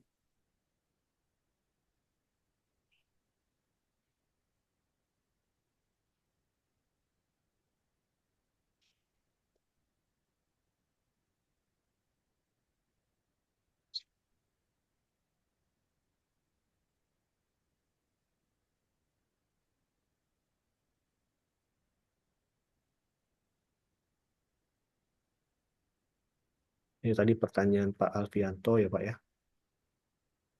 Oke, lanjut ke pertanyaan Ibu Loreni. Izin bertanya Pak tentang pembahasan PPh satu pegawai tetap di dua pembahasan yang lalu. Oh ini dia bertanya sebelumnya. Jika perusahaan menghitung gaji dari tanggal 21 sampai dengan 21 bulan depannya, dan pada saat ada pegawai yang berhenti bekerja di tanggal 1, maka gaji yang dari tanggal 21 ke tanggal 1 itu dibayarkan di bulan berikutnya. Ada dibayarkan di bulan berikutnya. Pertanyaan saya adalah perlakuan PPh satu untuk pegawai yang telah berhenti di awal bulan tersebut sebaiknya sebagai pegawai tidak tetap atau bagaimana ya Pak? Iya, gini Bu. Eh, ini sebenarnya banyak pertimbangan sih. Kalau saya kecenderungannya tetap pemberlakuan sebagai pegawai tetap. Tapi ketika pembayaran gajinya itu di bulan berikutnya, berarti misalkan bayar gajinya di tanggal 1 atau tanggal 2, pertanyaannya adalah periode 21 sampai 1 dicatatnya kapan? Dicatatnya kapan di pembukuan? Kalau dicatatnya itu adalah saat bayar, misalkan let's say tanggal 2 atau tanggal 3 saat bayar untuk periode sisanya, maka harusnya itu eh, terutang juga di bulan berikutnya. Ini saya pakai simulasi ya, misalkan pakai simulasi. Yang bersangkutan kerja November, berakhir di November, tapi tanggal 21 November sampai tanggal 1 gitu ya, sampai tanggal 1 Desember itu ada pembayaran sisa gaji yang kita baru bayar di tanggal, let's say tanggal 3 Desember. Nah, masa berakhirnya dia tuh sebenarnya nggak 11, tapi 12. Ini untuk mempermudah ya, ketika catat di pembukuannya ada saat dibayarkan. Tapi kalau Bu Reni udah nyatat di pembukuannya itu sebagai hutang, tanggal 21 sampai 1 itu dicatat di November sebagai accrual di hutang, ya sebenarnya berakhirnya 1 sampai 11. Berakhirnya di November. Sehingga ketika berlaku November, ya November harus bikin A1 gitu ya. Kalau saya kecenderungannya jangan ditulis sebagai pegawai tidak tetap, Bu. Kasihan. Nanti SPTOP-nya bisa kurang bayar gitu ya. Maka perlakukan aja secara agregat di bukti potong A1-nya gitu. Oke, terima kasih Pak Dodo. Pertanyaan berikutnya dari Bu Heniati. Pagi Pak Dodo, izin bertanya. Mm-mm. Kami ada membayar uang dana pensiun ke lembaga pengelola dana pensiun setiap tahunnya. Ketika ada karyawan yang akan pensiun, maka kami mengajukan ke lembaga pengelola dana pensiun untuk ditransfer senominal pesangon karyawan tersebut dan yang memotong PB21 adalah pengelola dana pensiun tersebut. Apakah atas uang dana pensiun yang setiap tahun kami bayarkan itu harus koreksi fiskal, korfil? Hmm, ini sebenarnya mungkin ini udah masuk ke konsep yang tadi ya, karena ini mungkin bayarnya secara bertahap ya. Ketika posisi bayar bertahap, kita belum motong. Hmm. Tapi ketika ada realisasi, mereka yang akan motong pengelola dan pesangon. Dalam hal ini Bu Heni udah bagus nih, kooperatif dengan teman-teman pengelola dana pesangon.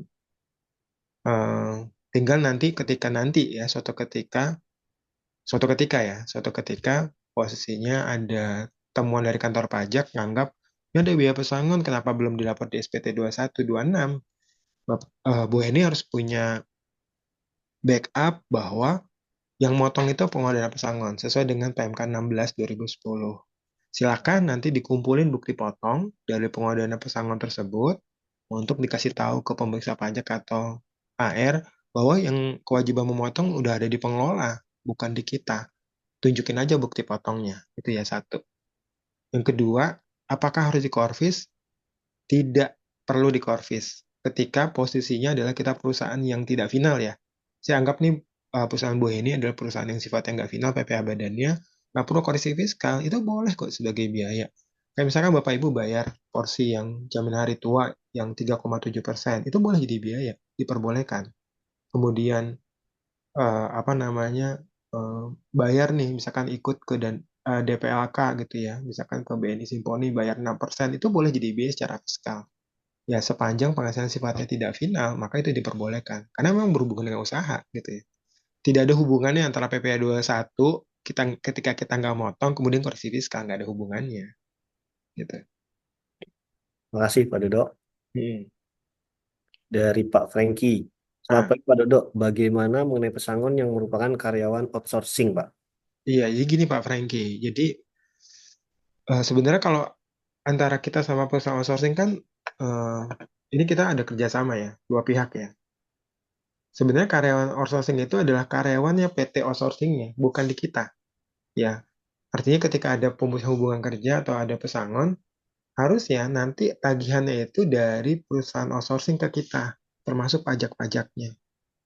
Nah, kita tinggal bayar ke mereka, mereka yang punya kewajiban untuk motong PPh pasal 21 finalnya, bukan di kita ya.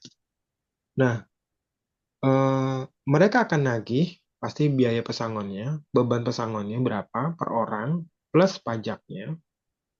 Yang kedua adalah manajemen fee. Nah, tugas kita motongnya adalah atas manajemen fee-nya aja. Nah, nanti masalah pembekuannya, jangan catat di biaya gaji, biaya pesangon, jangan. Langsung biaya beban, misalkan beban karyawan outsourcing. Nah, itu semuanya tuh, mau gaji, tunjangan, mau pesangonnya, mau THR, karyawan outsourcing, taruhnya di situ. Beban karyawan outsourcing. Sehingga kantor pajak tahu bahwa sebenarnya ini kewajiban bukan di kita, tapi ada di perusahaan outsourcing. Baik, makasih Pak Dodo. Pertanyaan berikutnya dari Ibu Mailing. Selamat Lah, pagi Pak sama. Dodo. Oh, sama ini. Oke. Sama atau beda nih, Pak? Jangan-jangan pertanyaannya sebenarnya beda. Iya, tadi yang mengutip. Ada copy paste. Kita lanjut dulu ke Ya, bro. Ibu Fahmi Indah. Selamat pagi Pak Widodo, izin saya tanya perihal untuk PPh satu karyawan yang penghasilannya di bawah UMR. Ah, Itu ah. dikenakan tarif berapa persen dan untuk Bupot PPh 216-nya nanti akan nihilkah atau tidak? Iya, jadi saya bahasanya mungkin ini yang pegawai tetap kali ya. Jadi kalau pegawai pegawai tetap itu pengenaan sekarang di bulan berjalan adalah pakai TER, ya. Bu. Jadi pakai TER. Jadi misalkan bekerja dari Januari sampai Desember, berarti Januari sampai Novembernya pakai TER.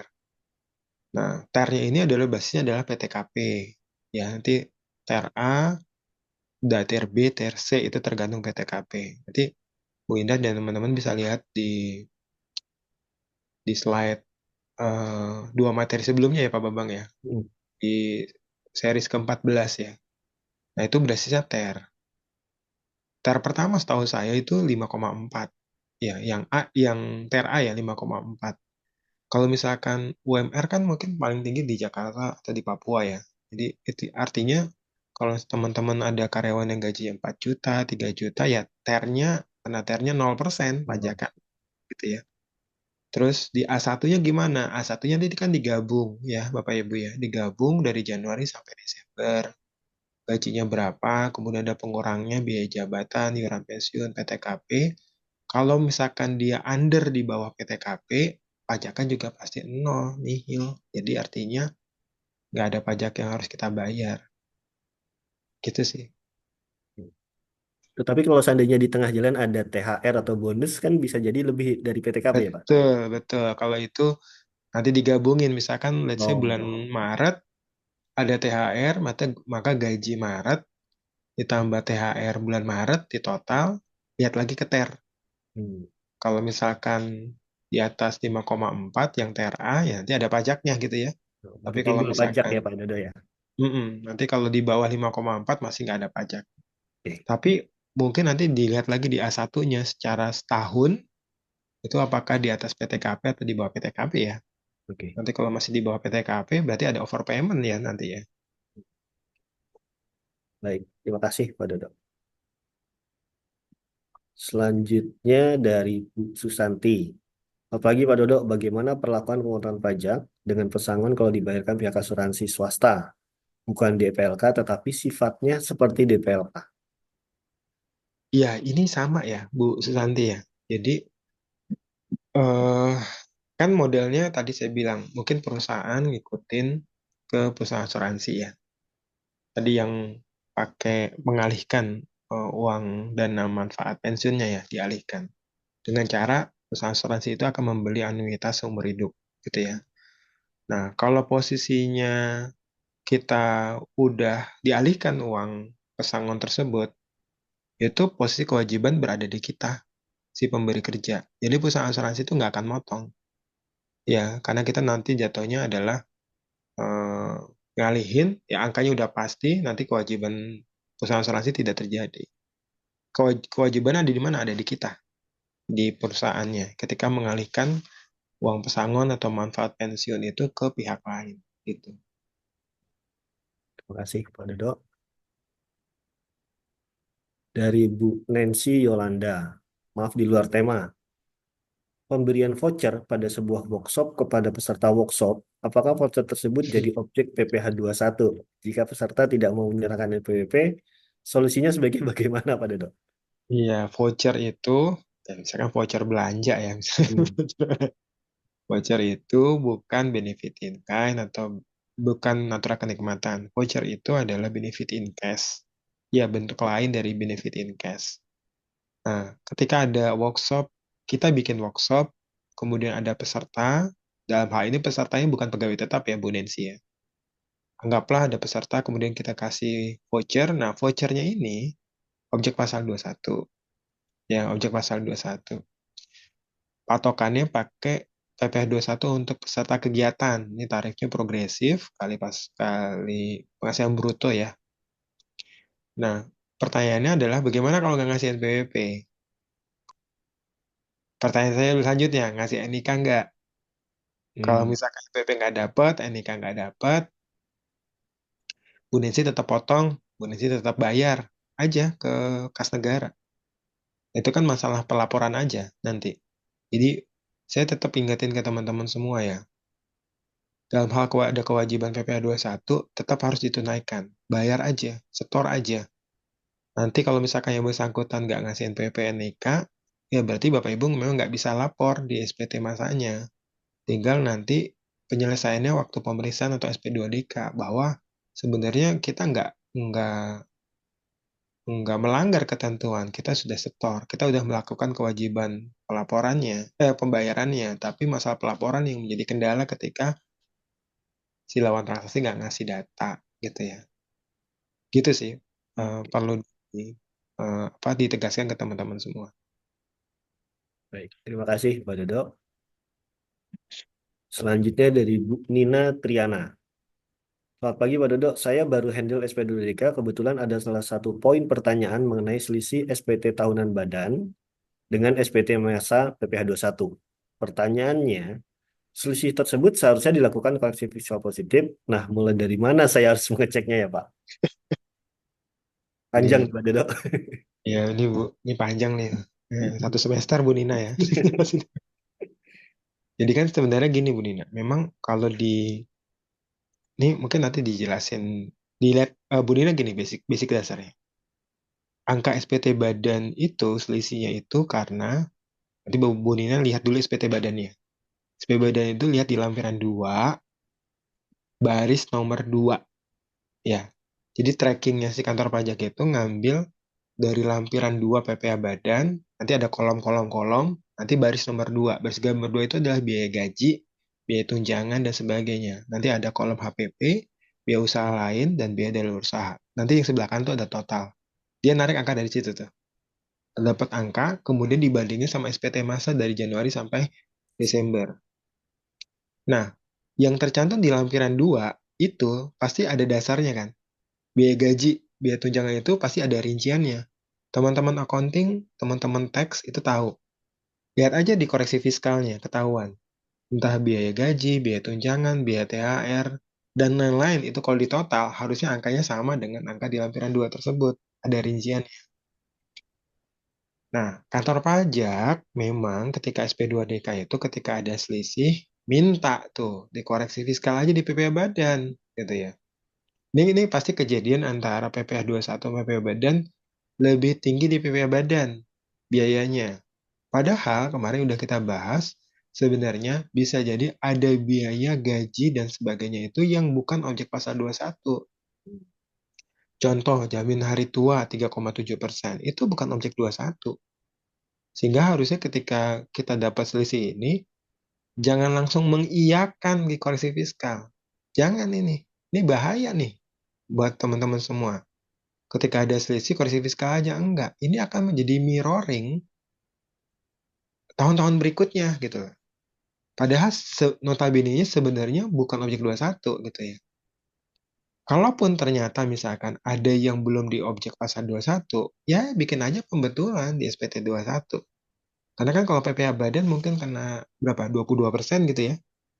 PPh 21 kan mungkin kena 5% paling rendah gitu ya. Jadi silakan di breakdown dulu semuanya, ditelusuri. Nanti kalau ada selisihnya ya silakan. Nanti kalau buat teman-teman yang masih bingung, masih apa, japri aja ke saya. Gimana cara teknisnya nih Pak? Nanti nggak apa-apa. Japri ke WA saya, jadi kan ada di grup kan, jadi Ya, kok langsung misalkan takut malu-malu gitu ya, disampaikan di grup, langsung aja ke saya. terima kasih Pak Dodo. Berikutnya dari Bu Heniati lagi. Ini sama Selamat nih, pagi Pak Dodo.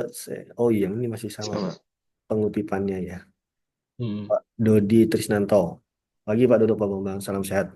Agak sedikit di luar tema, tetapi masih terkait perhitungan PPh satu ya. Ini terkait metode perhitungan TER 2024. Mohon penjelasan terkait penghitungan PPh massa di Desember 2024 serta teknis pembuatan Oh, bukti potong tahunan OP-nya di 2024. Terima kasih, Pak. oke. Mungkin saya share screen kali ya, Pak ya. Boleh. Saya stop share. Saya izin dulu ya.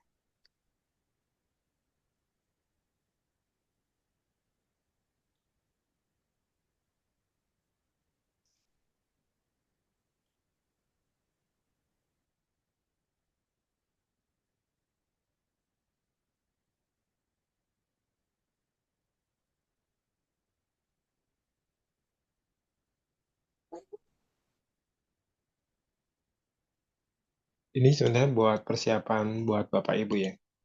Kalau mau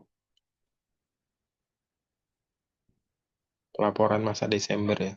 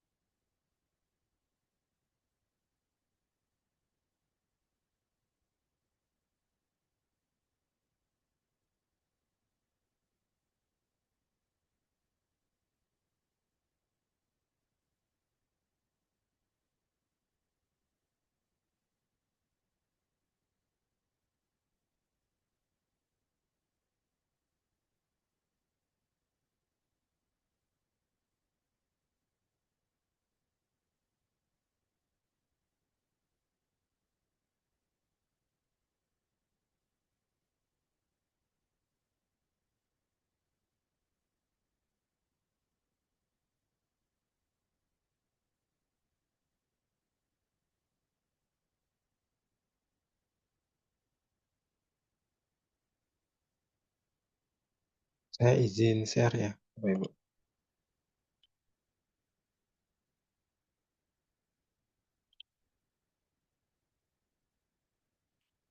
Ya, jadi gini ya. Tadi Pak siapa yang nanya?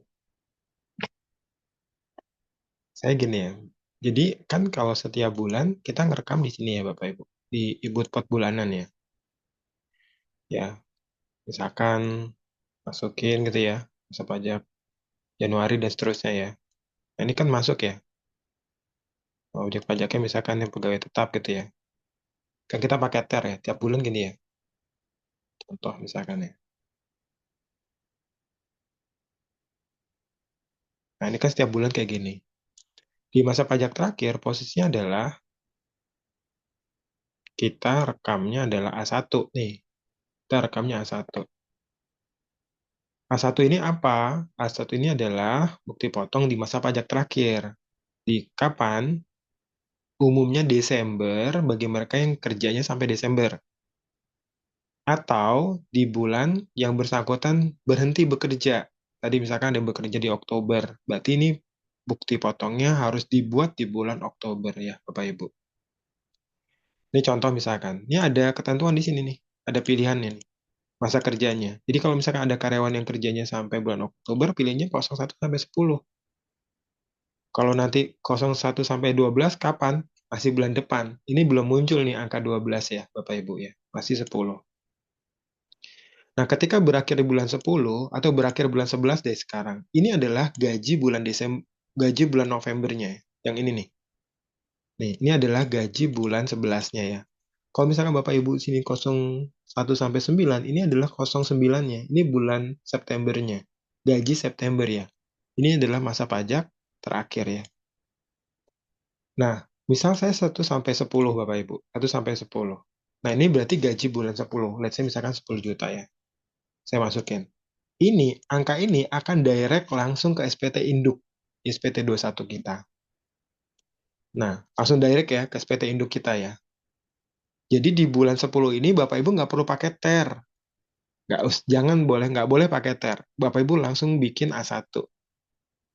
Pak, kalau misalkan udah ada kejadian di Oktober ada yang resign, kemudian saya pakai TER, bikin pembetulan. TER-nya dihapus, bukti potongnya, Bapak Ibu nginput A1 yang seperti ini. Ya, sesuaikan dengan identitasnya si karyawannya di sini ya. Nah, karena ini 1 sampai 10, maka gaji Januari sampai bulan 10-nya kita taruh di sini.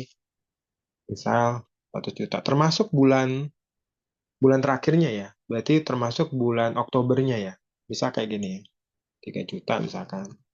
Sebutin aja angka data Bapak Ibu semua. Misal ya. Termasuk bonusnya misalkan. Di sini 12 juta misalkan.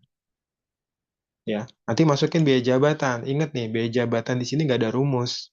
Bapak Ibu harus punya rumusnya sendiri. Let's say misalkan dia cuma 5 juta gitu ya. Karena 500.000 kali 10. Bapak Ibu isi sendiri ya, data-datanya ya. Kemudian pilihannya inget nih, setahun sama disetahunkan. Ini nggak ada ini nih, nggak ada pilihan, nggak ada pilihan kategorinya ya Bapak Ibu. Bapak Ibu harus milih setahun atau disetahunkan. Setahun ini adalah pilihannya adalah kalau orang Indonesia masuk dan berhenti di pertengahan tahun.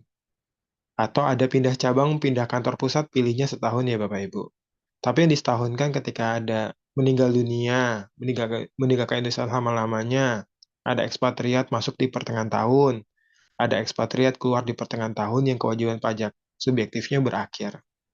Nah, habis itu Bapak Ibu tinggal pilih status PTKP-nya, misalkan K1 gitu ya. Terus tinggal dihitung. Gitu ya. Ini ketemu angkanya nih. Sorry, ini saya abaikan ini ya, saya abaikan ini. Nah, ini adalah pajak 1 tahunnya Bapak Ibu. Pajak 1 tahunnya ya. Selama dia bekerja ya.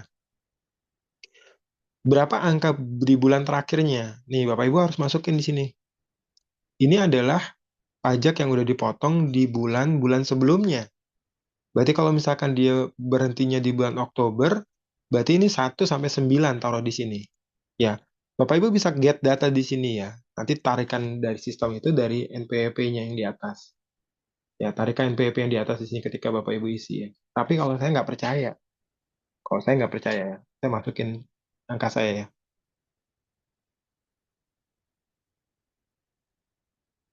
Ya, saya ambil saya ini kan data saya kan. Nah, terus saya ambil get data nih. Bisa aja, boleh aja. Nah, tapi saya nggak percaya sama ini, Bapak Ibu. Karena saya nggak pernah nih dapat yang ini nih. Saya nggak pernah nih dapat yang ini nih di bulan Juli nih.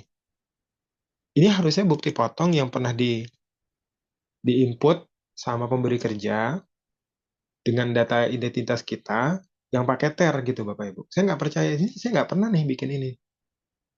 Jatuhnya apa? Ya Bapak Ibu key-in aja sendiri. Ini bisa key-in Bapak Ibu. Sekarang saya 3 juta. Ya, key-in aja sendiri. Jadi dapat, nih sorry saya isi dulu ya, 0, 0. Nah, ini dapat 3 juta misalkan. Ini yang udah dibayar Januari sampai September ya. Ini kasusnya kan Januari sampai Oktober ya. Ini Januari sampai September angka di sini.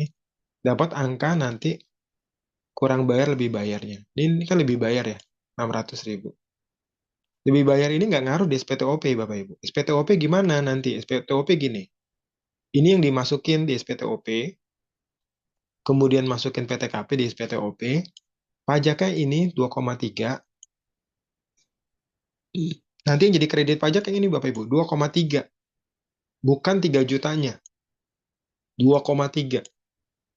Dampaknya apa? SPTOP nihil. Nggak ngaruh sama sekali. Jadi itu ya mekanismenya. Nah, lebih bayar di bawah ini nanti direct langsung ke induk ya Bapak Ibu. Jadi yang lari ke induk tadi penghasilan masa pajak terakhir yang di sini yang di atas, ini lari ke induk dan kemudian yang ke bawah yang di sini adalah juga lari ke induk ya. Itu ya mekanismenya. Jadi SPTOP-nya sih nggak ngaruh sama sekali. Dan nanti rencananya pasti tahun depan ini akan lari direct ke SPTOP-nya langsung. Jadi harusnya ketika dia nggak ada penghasilan sama sekali, SPTOP-nya harusnya nih. Itu paling Pak. Baik, Pak Dodo, terima kasih. Saya izin share screen lagi ya, Pak, melanjutkan pertanyaan dari tadi itu pertanyaan dari Pak Dodi Trisnanto. Mm-mm. Oke. Nah, kemudian saya lanjutkan pertanyaan berikutnya dari Ibu Mailing. Mungkin tadi ini baru diikuti kembali nih. Ibu Mailing. Terkait dengan referensi ke jawaban Pak Dodo tadi bahwa kompensasi harus dikaitkan dengan pencatatan perusahaan. Mm-mm. Tetapi kalau dikaitkan dengan ketentuan perpajakan, yang benar yang mana, Pak? Gitu. Yang benar tadi. Jadi basically uang pesangon itu tadi bahasa di PP 68 dan KMK 16 2010 adalah dengan berakhir sehubungan dengan berakhirnya kerja atau terjadinya pemutusan hubungan kerja. Jadi kalau definisinya bisa dikategorikan tadi ya kompensasi, pesangon dan sebagainya karena adanya berakhirnya kerja dan terjadinya pemutusan hubungan kerja, maka dikategorikan sebagai pesangon. Hmm. Sebenarnya gini Bapak Ibu, kalau misalkan Bu Meling nyatet di biayanya biaya gaji, ya kadang-kadang kan orang pajak kan nganggap, wah enggak nih, enggak final karena akunnya biaya gaji gitu ya. Tapi misalkan deskripsinya adalah pesangon, deskripsi transaksi adalah pesangon, silakan berdebat sama orang pajak bilang bahwa di dalam ini ada biaya pesangon loh Pak, sifatnya final gitu ya. Ditunjukin, ini ada berakhirnya karyawan, resign, atau adanya PHK, atau pensiun tadi, kemudian kita mentreatment sebagai biaya pesangon, kenanya final. Tapi akunnya di biaya gaji pegawai. Nggak masalah juga, Bu. Nggak masalah. Karena kantor pajak pakai konsep substance over form principle. Substansi mengalih bentuknya.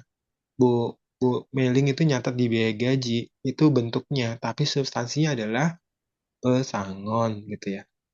Tapi tadi saya bilang, deskripsinya jangan ketinggalan, jangan tulis biaya gaji, tapi biaya pesangon. Itu sih. Baik, terima kasih Pak Dodo. Lanjut ke pertanyaan Pak Awan Setiawan. Mohon izin tanya Pak Dodo, untuk PPh Hmm. satu atas pemotongan pajak atas pesangon bonus, apakah bisa dibiayakan di PPh badan atau merupakan koreksi fiskal yang dianggap PPh final? Terima kasih. Pak Ahwan, jangan dihubungkan ketika pesangon itu PPh final nggak boleh jadi biaya. Bukan. Kayak seperti Bapak Ibu semua, ada sewa gedung, bayar pajaknya final kan, 10%. Ada jasa konstruksi misalkan, bayar kena PPh final sekian persen sesuai dengan PP 9 2022. Bukan dikategorikan beban final itu, withholding final itu kemudian nggak dikoreksi fiskal. Bukan, Pak. Yang dikoreksi fiskal itu kalau kita punya penghasilan final. Penghasilan kita final nih di atasnya dulu. Misalkan contoh, saya punya penghasilan di perusahaan adalah jasa konstruksi. Maka penghasilannya kan final nih. Maka biaya pesangonnya, biaya bonusnya koreksi juga, koreksi fiskal. Karena terkait dengan penghasilan sifatnya final. Main business income kita final. Tapi kalau misalkan saya perusahaan manufacturing, penghasilan sifatnya nggak final, bayarin pesangon. Pesangon itu withholding tax-nya memang final, tapi nggak ada hubungannya dengan PPh badan. PPh badannya boleh nggak? Boleh sebagai biaya. Karena konsep dasarnya penghasilan saya sifatnya nggak final. Jadi jangan dikaitin nih tadi nih, gara-gara final nggak boleh sebagai biaya. Bukan. Yang dilihat lagi, penghasilannya perusahaan itu final apa nggak final. Kalau nggak final, maka diperbolehkan. Gitu. Oke. Terima kasih Pak Dodo. Berikutnya pertanyaan dari Bu Eva. Izin Hmm, bertanya di luar tema. Terkait tunjangan PPh satu yang dibayarkan oleh perusahaan menggunakan metode gross up. Perlakuan pencatatan di laporan keuangan itu bagaimana ya, Pak? Apakah bisa dicatat sebagai pengurang biaya pajak nantinya atau bagaimana? Mohon pencerahannya. ya, ya Bu Eva. Jadi salah satu modeling pemotongan PPh satu selain dipotong adalah gross up ya, di gross up. Ini saya pakai metode gross up full ya. Jadi angka PPh terutang di bawah akan menjadi angka tunjangan pajak gitu ya. Jadi kalau Bapak Ibu pakai TER sekarang, berarti angka yang paling bawah, dari pajak kali tarif TER kali penghasilan bruto, pajak ini menjadi unsur penghasilan. Begitu pula di A1. A1 itu angka PPh terutang di bawah akan menjadi unsur penghasilan di atas. Kalau metodenya full gross up, berarti harusnya angkanya sama, antara yang di bawah dan di atas sama. Ya, angkanya sama ya. Kecuali Bapak Ibu menggunakan metodenya gross up-nya sebagian, bisa jadi terjadi perbedaan. Mungkin nanti sisanya dipotong gitu ya. Dari sisi pembukuan gimana? Sisi pembukuan bebannya biaya tunjangan PPh satu. Akunnya ya. Akunnya lebih baik Bapak Ibu taruh di biaya tunjangan PPh satu. Atau eh, tax artikel 21 allowance gitu ya, expense gitu ya. Boleh jadi biaya nggak? Boleh. Sepanjang tadi penghasilannya sifatnya tidak final. Ya, di perusahaan Bu Eva ini penghasilan PPh Badan ini sifatnya final apa enggak? Kalau sifatnya enggak final, biaya tunjangan itu diperbolehkan. Ya, dan kita udah compliance PPh satu udah dipotong, udah betul gitu ya. Itu sih modeling di pembukuannya. Oke, terima kasih Pak Dodo. Ini sudah tadi ya. Sini sudah.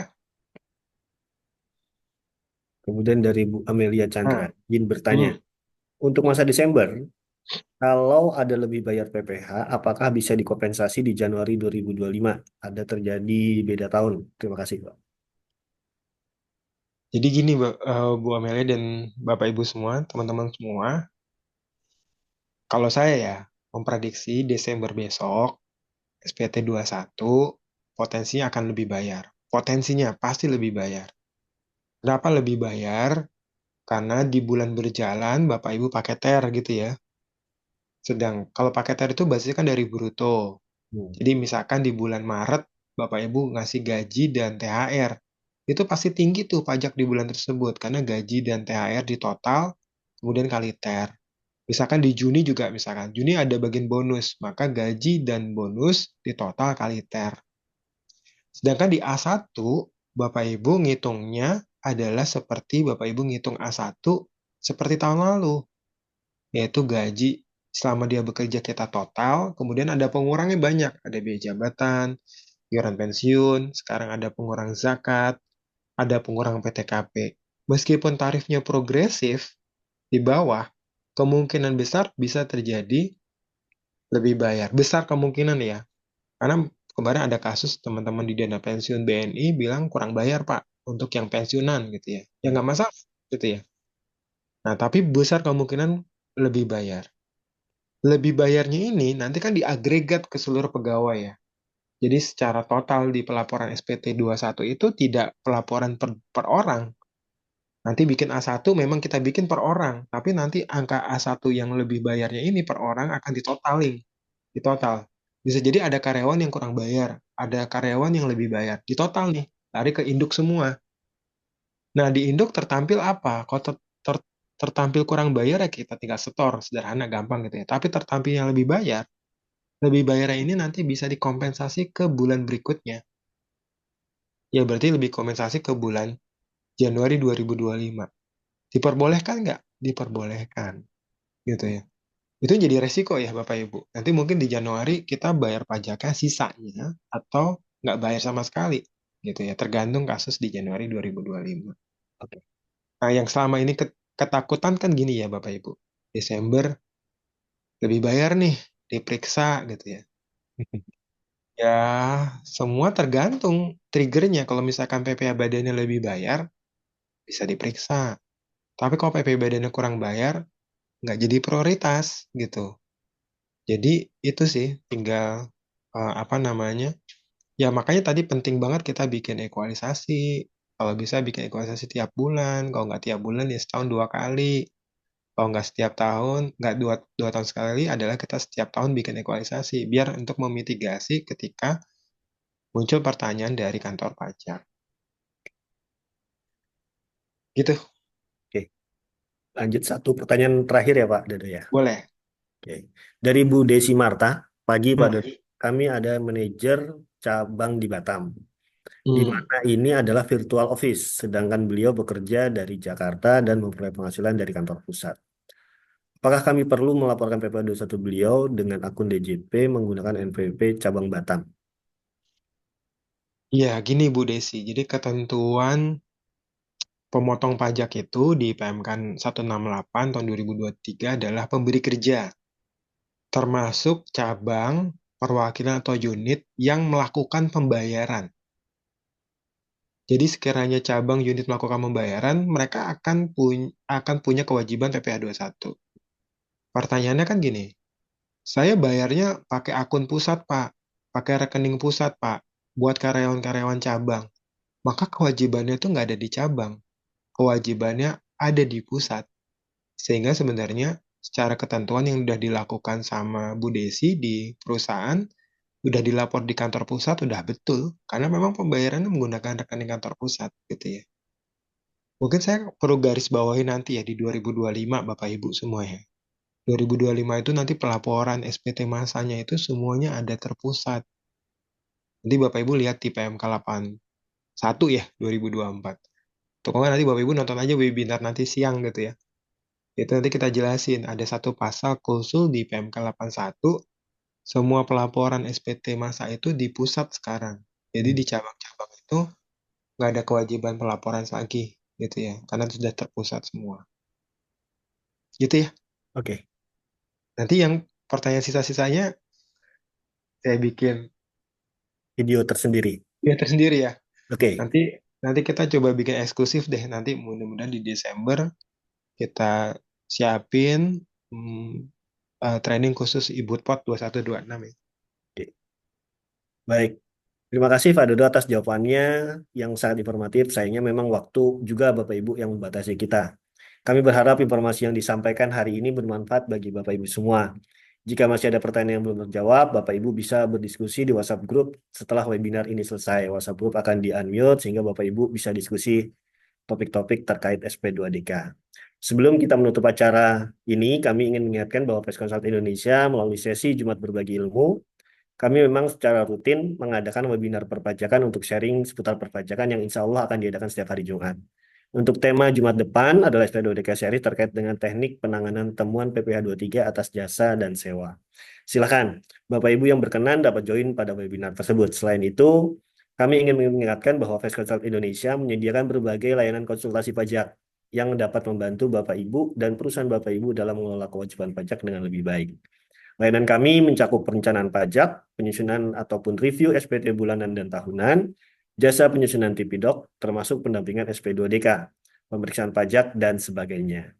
Untuk informasi lebih lanjut, Bapak Ibu bisa mengunjungi website kami di faceconsult.id atau menghubungi kami langsung melalui WhatsApp di 0811 1921 0107. Kami siap membantu Anda mencapai efisiensi pajak yang maksimal. Terima kasih sekali lagi atas partisipasi Bapak Ibu dalam webinar hari ini. Sampai jumpa di webinar berikutnya pada hari Jumat depan. Selamat melanjutkan aktivitas Bapak Ibu semuanya. Terima kasih. Selamat siang. Wassalamualaikum warahmatullahi wabarakatuh. Terima kasih Bapak Ibu semua. Terima kasih. Terima kasih. Terima kasih Pak.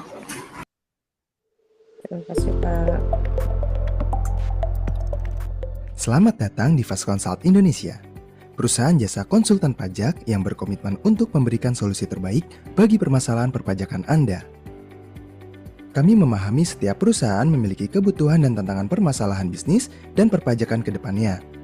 Oleh karena itu, kami hadir untuk bersinergi dengan memberikan dukungan dan solusi yang tepat sesuai dengan kebutuhan perpajakan perusahaan. Kami berkomitmen untuk menjunjung tinggi nilai integritas, profesionalisme, inovatif, dengan memberikan pelayanan terbaik dengan tim yang kompeten, berpengalaman di bidang perpajakan. Tim profesional kami merupakan konsultan pajak bersertifikat yang memiliki pengalaman praktek administrasi perpajakan, pemeriksaan, dan banding di pengadilan pajak. Selain itu, tim konsultan kami juga aktif mengajar materi perpajakan di berbagai universitas dan pelatihan. Kami dapat membantu Anda dengan berbagai layanan perpajakan, mulai dari perencanaan pajak, kepatuhan perpajakan bulanan atau tahunan, pembuatan Tipidok, hingga pendampingan SP2DK, pemeriksaan dan litigasi pajak lainnya.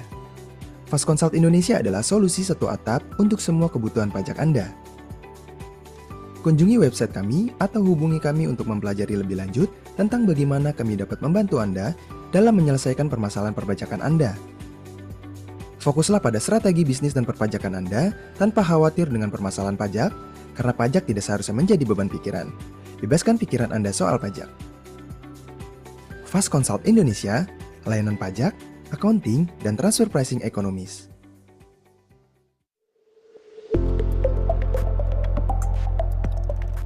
Selamat datang di Fast Consult Indonesia, perusahaan jasa konsultan pajak yang berkomitmen untuk memberikan solusi terbaik bagi permasalahan perpajakan Anda.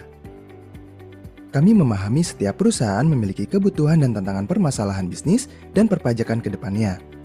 Oleh karena itu, kami hadir untuk bersinergi dengan memberikan dukungan dan solusi yang tepat sesuai dengan kebutuhan perpajakan perusahaan. Kami berkomitmen untuk menjunjung tinggi nilai integritas, profesionalisme, inovatif, dengan memberikan pelayanan terbaik dengan tim yang kompeten, berpengalaman di bidang perpajakan. Tim profesional kami merupakan konsultan pajak bersertifikat yang memiliki pengalaman praktek administrasi perpajakan, pemeriksaan, dan banding di pengadilan pajak. Selain itu, tim konsultan kami juga aktif mengajar materi perpajakan di berbagai universitas dan pelatihan. Kami dapat membantu Anda dengan berbagai layanan perpajakan, mulai dari perencanaan pajak, kepatuhan perpajakan bulanan atau tahunan, pembuatan Tipidok, hingga pendampingan SP2DK, pemeriksaan dan litigasi pajak lainnya. Fast Consult Indonesia adalah solusi satu atap untuk semua kebutuhan pajak Anda. Kunjungi website kami atau hubungi kami untuk mempelajari lebih lanjut tentang bagaimana kami dapat membantu Anda dalam menyelesaikan permasalahan perpajakan Anda. Fokuslah pada strategi bisnis dan perpajakan Anda tanpa khawatir dengan permasalahan pajak, karena pajak tidak seharusnya menjadi beban pikiran. Bebaskan pikiran Anda soal pajak. Fast Consult Indonesia, layanan pajak, accounting, dan transfer pricing ekonomis.